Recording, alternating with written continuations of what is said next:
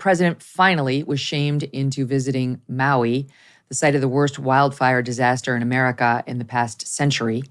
And didn't want to go, was vacationing in Rehoboth Beach in Delaware, then parlayed that into a vacation in Lake Tahoe. And only when he started to get hit repeatedly did he decide, and after saying no comment, when asked, do you want to say anything about the deaths in Maui? No comment. Finally decides he's got to go out there from Lake Tahoe. So he goes out there, arrives for a short time yesterday evening. And as we knew he was going to do, we had predicted this on the show yesterday, he once again made it about himself. You know, it's one of the lessons of grieving. When you are grieving a loss, you do not want to hear that somebody else had a loss too, and therefore totally understands what you're going through. Just say, I'm so sorry. I'm so sorry. Be kind, be loving, but don't start telling your own sob stories. Just stop it, especially as a president of the United States. They don't want to hear it. He did it with the Afghanistan Gold Star families when those 13 service personnel were lost. He lied about the loss that he had suffered on Beau Biden allegedly dying in Iraq, and he does it all the time. So he goes out there, again, worst wildfire losses we've seen in terms of loss of life in American history, and he goes out there and starts talking about a house fire he suffered in his kitchen in which no one died or was hurt in 2004. Soundbite one. I don't want to compare difficulties, but we have a little sense, Jill and I, what it's like to lose a home. Lightning struck at home on a little lake. To make a long story short, I almost lost my wife, my 67 Corvette, and my cat. But all kidding aside, they ran into flames, saved my wife, and saved my family. Not a joke. We were insured. We did not have any problem. But being out of our home for a better part of a year was difficult. I can only imagine what it's like to lose your home. Okay. No part of that is true, apparently. It doesn't seem like one word of that is true. Highlights from the actual 2004 Associated Press report at the time of the fire are as follows. It was a, quote, small fire that was, quote, contained to the kitchen. Quote, no one was injured. Firefighters arrived to find heavy smoke coming from the house, but were able to keep the flames from spreading beyond the kitchen. Fire Company Chief George Lamborn. Luckily, we got it pretty early. The fire was under control in 20 minutes. Nothing about running in to save the wife, to even mention the damn cat and Corvette in the context of 115 people are dead with hundreds more missing, including children, is grossly insensitive. And he thinks he can get away with it by prefacing the remark with, I don't mean to compare tragedies, but I'm going to do exactly that. He's got cognitive issues, clearly, and how they impact him as president is he can't be prepped. Normally, you'd have handlers come in, give him some talking points, give him some reference points, things like that. But he can't be, his cognitive issues are so serious that he can't be prepped. And that's why they try to keep him away from situations and environments they can't control, where he can't just be speaking from a teleprompter. And so when given an opportunity to just kind of speak off the cuff, Joe does what he's been doing probably for the entirety of his political career. He just kind of freelances and exaggerates and says, kind of silly things. And he's gotten away with it. I mean, this has been his entire career. You can go back even when he would probably have more cognitive skills than he does now. He's been prone to exaggeration and lying and just kind of freelancing things, and no one really cares. Well, now that he's the president of the United States, half the media doesn't care. Again, Joe Scarborough very comfortable talking about the cult around Donald Trump, but what any Biden supporter at this point has to be a member of a cult. There's no rational person that can't see this guy has no business being the president of the United States. He shuffles when he walks, he falls down repeatedly, and he when not speaking off teleprompter, even when speaking on teleprompter, he makes a complete and utter mess.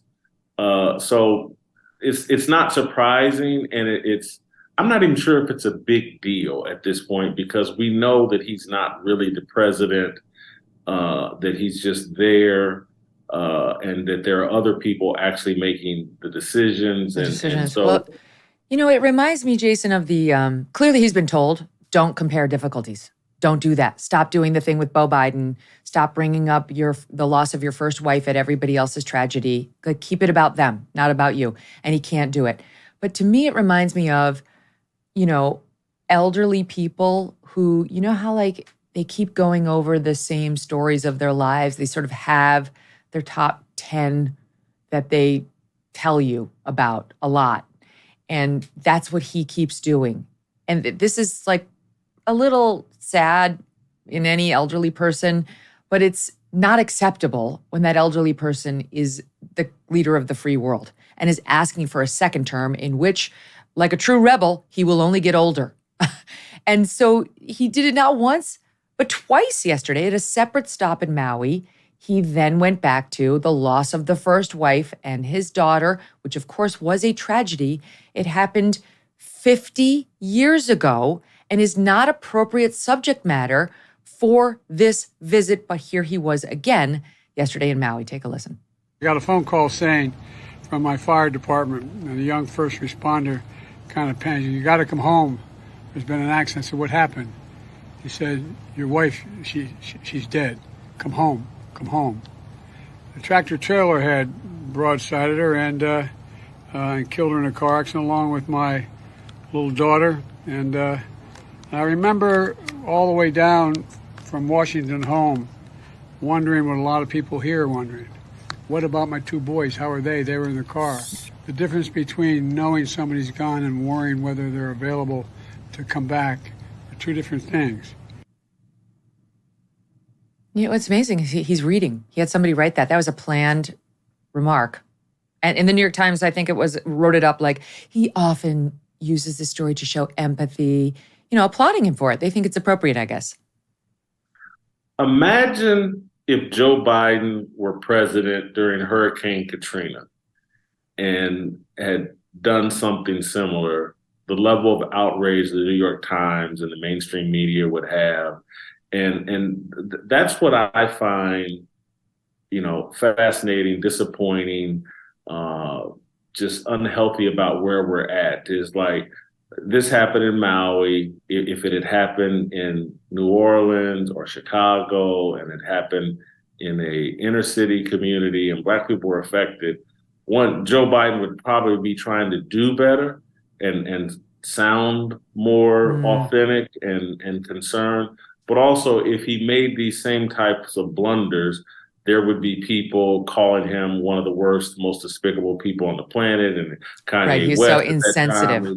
He's insensitive. He don't care about Samoans. We'd be hearing from Kanye West or whatever. But this will all go away because the victims aren't the right color, and the media is all in the bag for Joe Biden.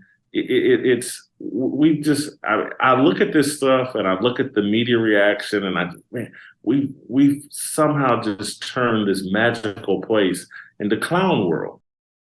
Back to school is here, but sadly, there's one subject that is rarely discussed, and that's money. Millions of kids and teens eventually graduate completely unprepared for the financial decisions awaiting them. Schools are not teaching it. Imagine if you started saving and investing when you were 10. You could have been buying Apple stock at a few dollars per share. And it's not just investing. We need to actively teach our kids about earning and saving. So parents, listen up. We have a new sponsor called Busy Kid, a super easy to use app designed to empower your children with financial literacy and responsibility.